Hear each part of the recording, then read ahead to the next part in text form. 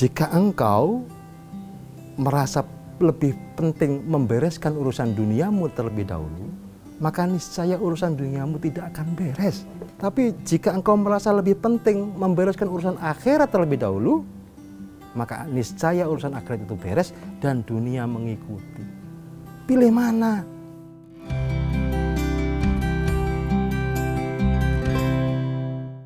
Kembali lagi di Dialog Positif, masih bersama Gus Chandrawali. Child free udah Gus, anak rezeki udah. Nah ini menarik Gus, titipan. Ya.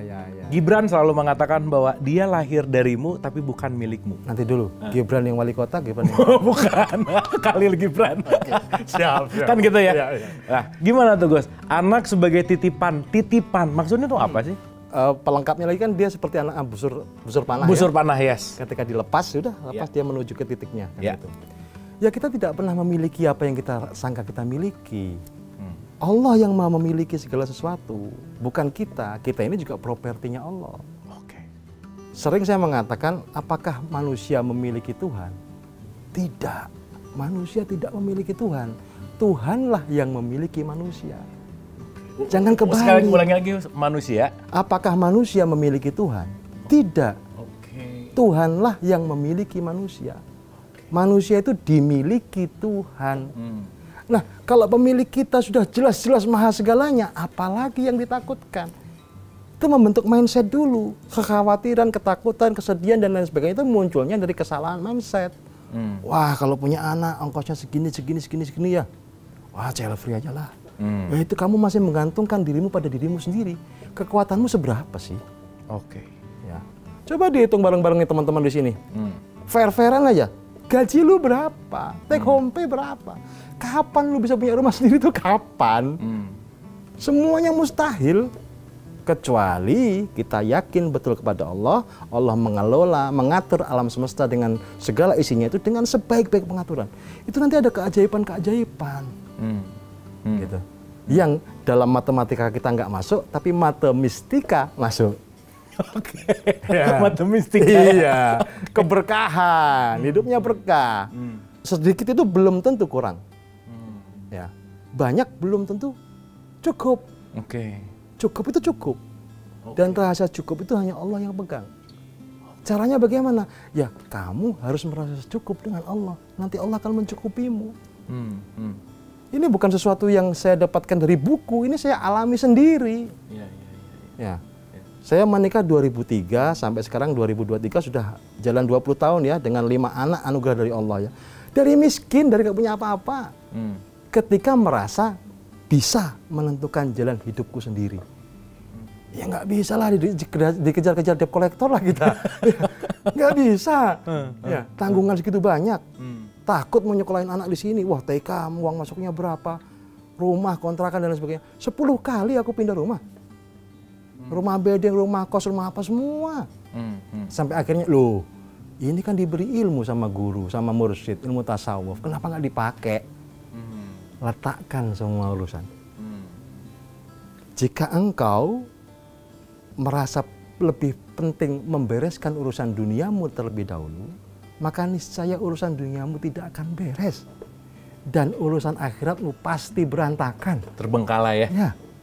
Tapi jika engkau merasa lebih penting membereskan urusan akhirat terlebih dahulu, maka niscaya urusan akhirat itu beres dan dunia mengikuti.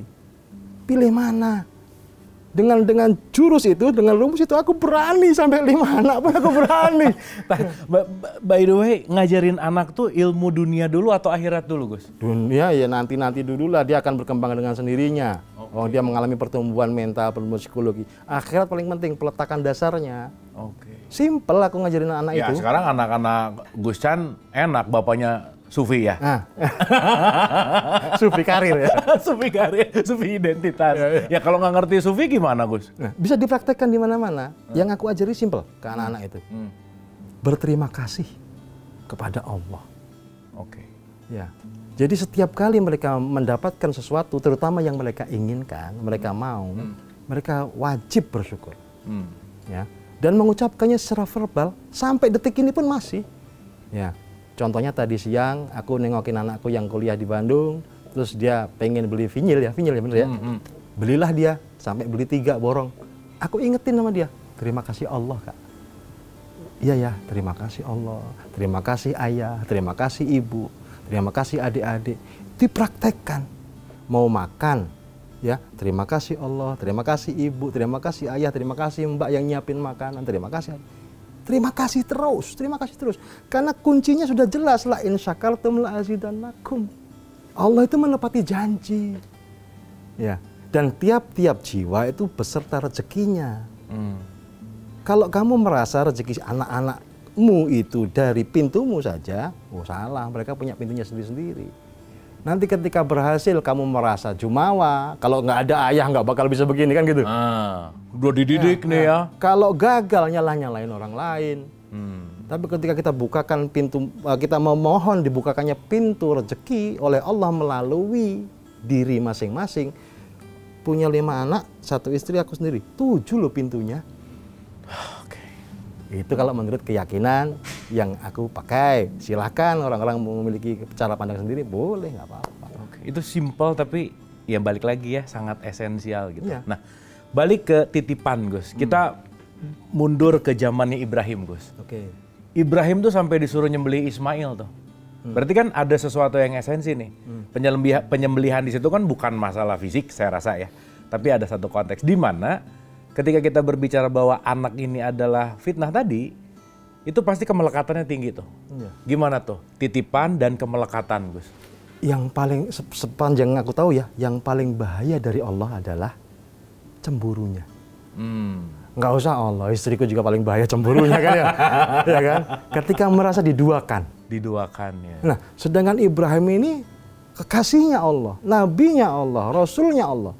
Bagaimana kita bisa membayangkan cemburunya Allah kepada Ibrahim. Ketika geser sedikit hatinya, berpaling dari Allah mungkin sedikit saja kali ya, itu sudah langsung ada ujian seperti itu. Nah, untung kita cuma diminta sembelihnya kambing, sembelihnya sapi kan, hewan kurban. Tapi memang nggak boleh bergeser. Anak benar-benar divonis sebagai titipan oleh Allah terhadap diri seorang kekasihnya. Nah, perhatiannya kemanapun engkau berpaling, disitulah wajah Allah. Nah, cantik sekali kalau memandang wajah istri, ingatnya Allah. Walaupun susah itu kayaknya. Ngelihat orang nyebelin ya. Paling susah ngelihat wajah Allah tuh dia orang nyebelin. Ya, mengingatkan kita pada Allah kan gitu. Ngelihat anak, ingat Allah. Ngelihat teman, ingat Allah. Itu cakep banget itu. Ya. Bukan berarti seorang muslim nggak boleh kaya. Kekayaan fitnah, ya jangan. Siapa tahu dengan kekayaan bisa sedekah lebih baik ya. Boleh, dunia ini jangan disalahkan. Dia batu loncatan kita untuk menuju akhirat. Termasuk keluarga, anak, jabatan, pangkat, karir, relasi, dan lain sebagainya. Itu semuanya hanya sarana kita untuk menuju ridhonya Allah. Dan mungkin ini salah satu hadis yang terkenal Gus. Bahwa ada satu cerita bahwa ada orang tua yang mau masuk surga, tapi anaknya menarik ke neraka. Itu kan jadi satu ketakutan tuh. Seakan-akan orang tua tuh yang benar-benar harus membuat anaknya soleh-soleha, tapi jadi kayak dagang Gus, untuk kepentingan supaya saya selamat gitu. Gimana tuh Gus? Ya, betul. Ada juga cerita yang seorang anak itu rajin sekali beribadah di dalam masjid, sampai suatu ketika masjidnya terbakar. Dan dia hampir-hampir mati, tapi tidak mati-mati. Sampai Rasulullah diundang untuk mendatangi si anak itu, dan ditanya, si fulan ini punya persoalan dengan siapa kok sampai susah sekali sakaratul mautnya? Oh, tidak punya persoalan ya Rasulullah. Loh kok bisa? Mana bisa orang nggak punya persoalan? Karena dia tidak pernah bergaul. Hablum minnas nggak ada, hablum minallah aja dia. Oh, nggak bisa begitu manusia. Ya. Dia pasti punya persoalan. Kalau tidak dengan kalian, mungkin dengan keluarganya. Nah, mungkin ibunya ya Rasulullah, karena dia lebih memilih menyembah Allah saja, tapi mungkin lalai dalam mengurus ibunya. Akhirnya ibunya dipanggil. Ibunya memaafkan, kemudian si fulan ini bisa meninggal dunia. Insya Allah dengan husnul khatimah. Itu bisa kita tarik pelajaran penting, bahwa kita tidak bisa fokus hanya kepada Allah, tapi menghilangkan fokus kepada yang Allah tugaskan bagi kita sebagai khalifah fil ardh. Boleh memiliki cara pandang tertentu, boleh, tapi jangan sampai kehilangan akidah kita. Sekaligus jangan sampai kehilangan tugas kita sebagai khalifah fil ardh. Jadi tips sederhana Gus, membuat keluarga sakinah itu gimana Gus? Keluarga sakinah, mawaddah, warahmah. Ya. sayangnya tidak ada di dalam syarat pernikahan tuh harus saling mencintai ya. Ada nggak? Ingat nggak waktu nikah? Nggak ada kayaknya ya. Ya, tapi tujuan pernikahan salah satunya itu untuk membina kasih sayang. Artinya kejujuran menjadi poin paling penting. Keterbukaan ya, kemudian kehangatan. Seringkali kegagalan rumah tangga itu terjadi karena istri berhasil membuat panik suami, suami gagal membuat tenang istri. Ya, fungsi kepala keluarga, kepala rumah tangga menentukan harmonisnya sebuah keluarga. Thank you Gus. Siap. Banyak sekali pelajaran bersama Gus Chandra tentu saja, dan mudah-mudahan kita tidak hanya mengambil dalam bentuk pengetahuan, tapi mari kita transformasikan dalam bentuk rasa dan akhlak dan perilaku. Terima kasih atas perhatiannya. Mohon maaf lahir dan batin. Wabillahi taufik wal hidayah. Assalamualaikum warahmatullahi wabarakatuh.